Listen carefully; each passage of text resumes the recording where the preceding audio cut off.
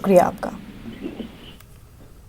آگے بڑھتے ہیں۔ ملک بھر میں کورونا کے نئے معاملات میں اضافہ جاری ہے۔ گزشتہ 24 گھنٹوں میں ملک بھر میں 22,956 افراد وائرس سے متاثر ہوئے ہیں۔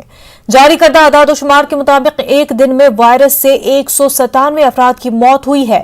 وہیں ملک میں مریضوں کی تعداد بڑھ کر 1,15,00,000 سے زیادہ ہو گئی ہے، جبکہ مجموعی طور پر 1,59,000 افراد وائرس سے ہلاک ہوئے ہیں۔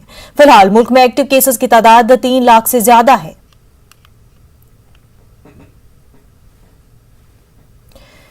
بیشتر سیاستداں عوامی مقامات پر بنا ماسک کے نظر آ رہے ہیں، جبکہ سیاستدانوں کو ایک مثال قائم کرتے ہوئے عوام کی سربراہی کرنا چاہیے۔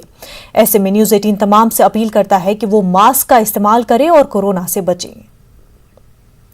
کورونا وبا کے دوران باہمی امداد اور انحصار کا جذبہ مستحکم ہوا ہے۔ ملک اس وبا سے متحد ہو کر مقابلہ کر رہا ہے۔